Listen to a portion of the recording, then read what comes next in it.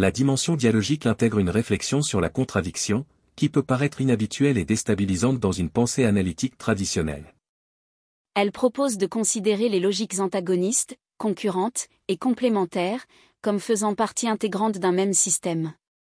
Cette cohabitation de contraires implique que les aspects antagonistes, bien connus et souvent soulignés, coexistent avec des caractères complémentaires, moins visibles, mais tout aussi essentiels pour comprendre la dynamique d'un système complexe. La dimension dialogique souligne ainsi que la réalité ne se résume pas à des choix exclusifs, mais qu'elle s'épanouit dans la tension fertile entre des forces opposées et interconnectées. Exemple de la dimension dialogique.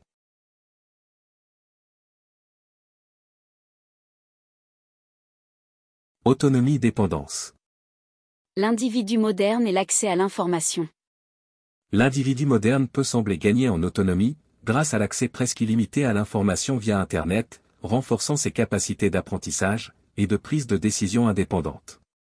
Cependant, cette autonomie accrue révèle également des dépendances. Dépendance aux technologies. L'accès à l'information dépend de l'infrastructure technologique, réseau Internet, plateformes numériques, dispositifs connectés, ainsi que de l'intégrité et de la sécurité des données. Dépendance cognitive. Plus les individus s'appuient sur les technologies de l'information, pour apprendre et fonctionner, plus ils deviennent dépendants des algorithmes, des moteurs de recherche, et des filtres d'information, qui influencent ce à quoi ils sont exposés, leur autonomie décisionnelle étant ainsi paradoxalement limitée.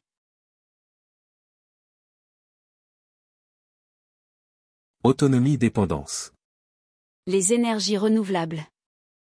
Les systèmes basés sur des énergies renouvelables, comme le solaire ou l'éolien, gagnent en autonomie en ne dépendant plus des énergies fossiles. Cependant, cette autonomie accrue expose de nouvelles dépendances. Dépendance aux conditions climatiques.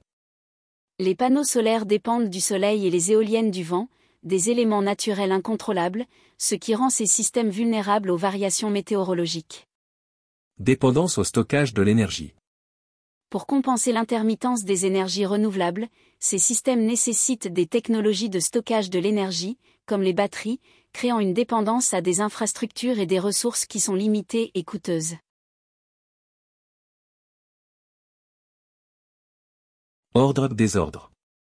Les révolutions et les transitions politiques. Dans les sociétés humaines, des périodes de désordre peuvent conduire à la création d'un nouvel ordre social ou politique. Révolution. Les révolutions ou les révoltes sociales, souvent désordonnées et chaotiques, renversent les structures existantes d'ordre. Cependant, elles conduisent souvent à la mise en place de nouveaux systèmes politiques ou sociaux qui réorganisent la société d'une nouvelle manière. Évolution des institutions. Les institutions humaines, comme les lois et les gouvernements, évoluent souvent en réponse aux désordres, conflits sociaux, crises économiques. Ce désordre force les sociétés à réévaluer leur structure et à créer un nouvel ordre institutionnel.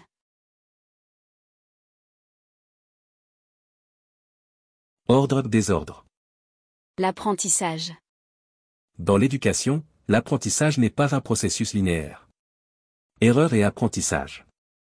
Un environnement d'apprentissage qui permet les erreurs, donc du désordre, favorise la compréhension plus profonde chez les élèves, donc plus d'ordre.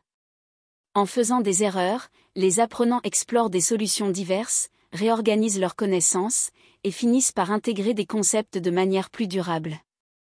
L'expérience d'échec, bien qu'apparemment désordonnée, stimule la réflexion critique et la réorganisation cognitive, donc un gain d'ordre. Pédagogie active.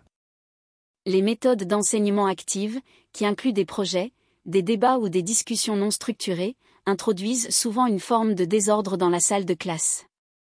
Ce désordre initial permet aux élèves de créer du sens et de structurer leur propre compréhension, renforçant ainsi l'autonomie et l'engagement dans l'apprentissage, ce qui aboutit finalement à de l'ordre.